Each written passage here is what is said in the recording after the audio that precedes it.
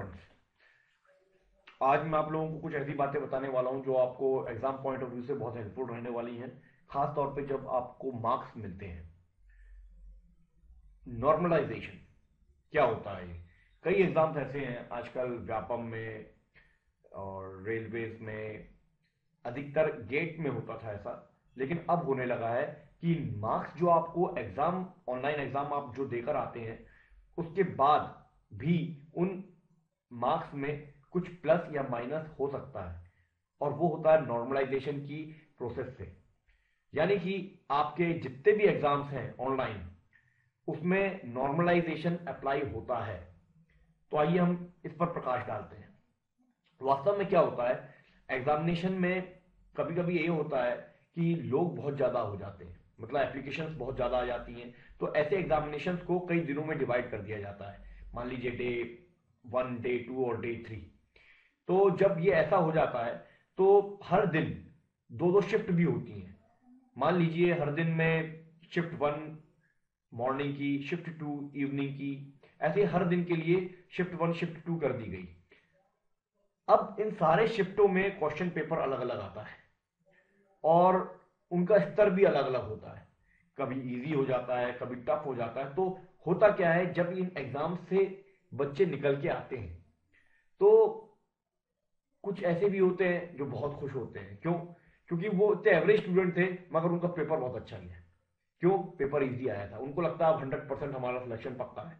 लेकिन उस समय ऐसे भी स्टूडेंट्स होते हैं जो जिनका एग्जाम बहुत ज्यादा टफ आता है, वो बड़े उदास होते हैं उस टाइम, क्योंकि पेपर बहुत टफ था और उनको ऐसा लगता है उनके साथ पार्शियलिटी हुई है, भगवान ने उनके साथ अन्याय किया है, व्यापम ने अन्याय किया है, रेलवेज ने अन्याय किया है, ये सही नहीं है। बहुत ज्यादा वो अंदर से टूट से जाते हैं।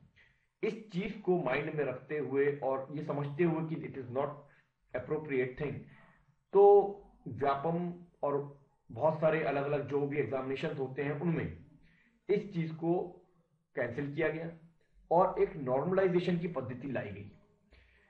इसमें होता क्या है? What is normalisation?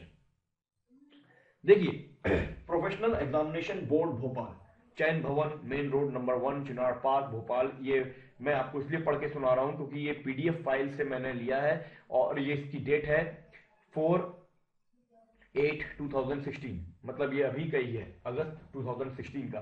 क्या कह रहा है ये आदेश?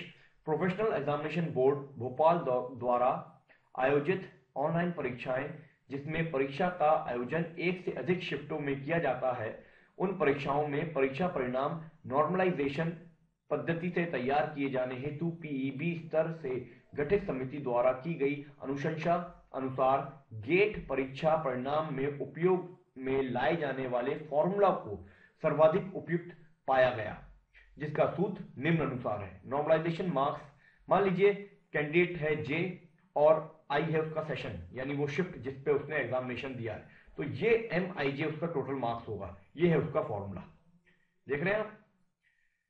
लेकिन ये फॉर्मूला आपको मैं और क्लियर कर देता हूं ताकि आपको समझ में आ जाए।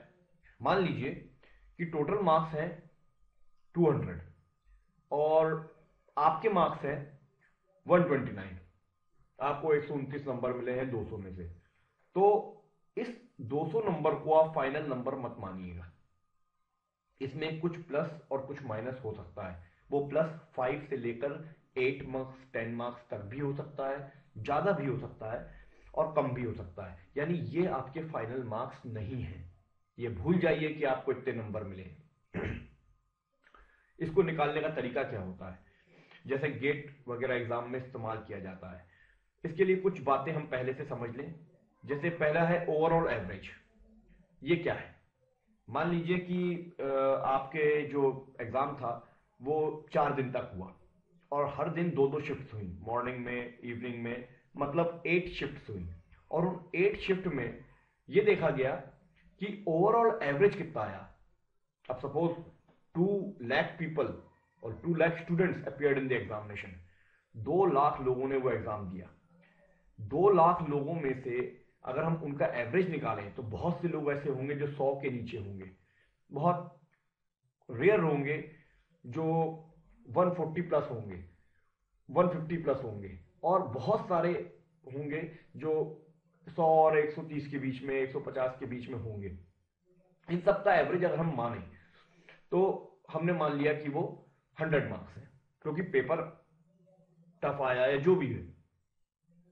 एक चीज हम ये आप चेंज कर लीजिएगा अपने हिसाब से, ये मैंने 100 मार्क्स यहां लिखा है, आप कुछ भी लिख लीजिएगा अगर आपको मार्क्स अपने अनुमानित निकालना है तो।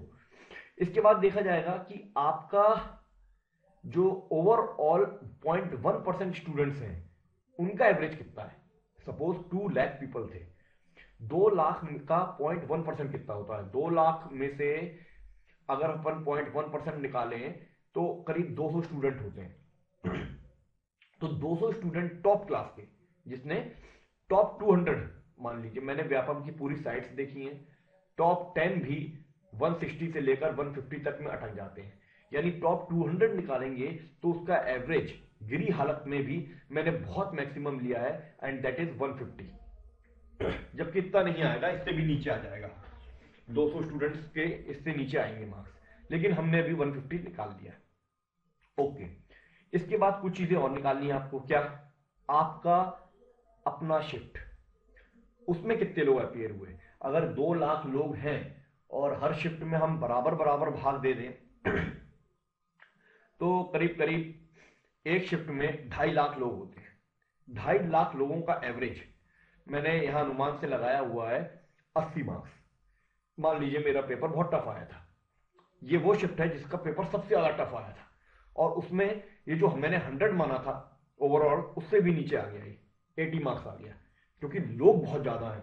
और इसमें लोग बहुत ज्यादा थे, 2 लाख थे, इसमें कितने हैं? 2.5 लाख ही है ना। और 2.5 लाख में ज्यादा आने वाले लोग कम हैं और कम लाने वाले लोग बहुत ज्यादा हैं, इसलिए इसका एवरेज और नीचे आ सकता है, और टफ भी है इसका पेपर। इसके बाद चौथी चीज आपको जानना होगी कि आपके अपनी शिफ्ट में जो 0.1% स्टूडेंट्स हैं उस बैच में, उनका एवरेज कितना है। और वो मान लीजिए 2.5 लाख लोग हैं तो करीब करीब 25 लोग, टॉप 25 लोग, उनका कितना आ रहा है। तो वो मैंने अनुमान से लगाया है, क्योंकि एग्जाम आपके बैच का सबसे टफ था। तो उस बैच में मान लीजिए टॉप 25 लोगों का एवरेज, ऐसा नहीं है कि किसी के 150 नहीं आए होंगे, 160 नहीं आए होंगे, आए होंगे, लेकिन अधिकतर होंगे जिनका 130 के आसपास होगा और उससे नीचे भी होगा। ओवरऑल एवरेज मैंने बनाया है 135 टॉप 25 लोगों के, यानी 0.1% स्टूडेंट्स के। ये चारों चीज आप निकाल लीजिए अनुमान से अपने अपने शिफ्ट के अनुसार। इसके बाद जो फॉर्मूला मैं आपको बताने वाला हूं उस फॉर्मूले में आप इसे डाल दीजिए। जैसे पहले 150 मार्क्स लीजिए इसके, ये वाले, ये ओवरऑल एवरेज देख रहे हैं आप, of all students, of all shifts, of all days, उसके 0.1% स्टूडेंट्स को इतने मार्क्स का एवरेज मिला है। अच्छा, इसमें एक और चीज है, जब ये मार्क्स हम लेंगे, ओवरऑल एवरेज लेंगे जो ये 100 मार्क्स, यहां पे इसमें डेविएशन, स्टैंडर्ड डेविएशन भी प्लस होगा। स्टैंडर्ड डेविएशन मान लीजिए 90 आया था, ये 90 आया था और उसमें 10 नंबर डेविएशन भी जोड़ दिए गए, तो यह 100 हो गया।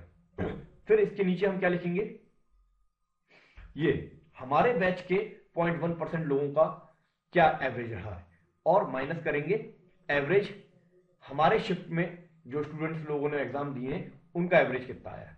तो इसमें हम अब कुछ इंटू करेंगे और कुछ प्लस भी करेंगे। अब आता है आपके जो अभी आप अपीयर हुए हैं अपने एग्जाम में, उसमें आपने कितना स्कोर किया है। ये 129 मार्क्स, इसको हम माइनस करेंगे आप ही के अपने बैच के एवरेज से, मतलब 80 से, और प्लस क्या कर देंगे हम, ओवरऑल एवरेज से, इस 100 से प्लस कर देंगे। जब हमने इसमें ये सारे नंबर डाले तो देखिए क्या हुआ, मार्क्स आए 144, यानी पहले आए थे 129 और अब फाइनल आया 144। ये है आपका नॉर्मलाइज्ड, ये हुआ है नॉर्मलाइजेशन आपके स्कोर का, ये फाइनल स्कोर है 144। यानी कि अगर 142 पे लिस्ट रुकती है, कट ऑफ जाता है, तो आप सिलेक्ट हो सकते हैं। ठीक इससे विपरीत स्थिति देखिए, अब यहां पर ये पेपर मैंने बहुत टफ ले लिया आपके शिफ्ट वाला।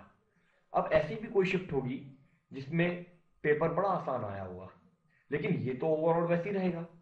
मान लीजिए ये अपन ने ले लिया 150 माइनस 100। अब इसके नीचे जो ये वाले मार्क्स थे, जब पेपर आसान है तो ये मार्क्स भी बढ़ जाएंगे और ये भी बढ़ जाएगा। मान लीजिए ये आया 155 और ये आया 110, क्योंकि पेपर आसान आया। तो यहां पर जो आपके 129 था, अब उसमें से 110 माइनस होगा, ठीक है, और प्लस क्या होगा, वही 100। तो इसका सर क्या होगा, क्या आएगा इसमें, 121। यानी अब क्या हो गया, आपके 121 मार्क्स हो गए। यानी 129 में से जब पेपर टफ था तो हो गए थे 144, और 129 में से आपके हो गए 121 जब पेपर इजी था। इतना बड़ा फर्क आ गया। अब ये आपके फाइनल स्कोर्स हैं, 144 एंड 121। इन दोनों के हिसाब से आप देख सकते हैं कि हमारा नॉर्मलाइज्ड स्कोर क्या होगा और हमारा सिलेक्शन होगा कि नहीं होगा। Thank you.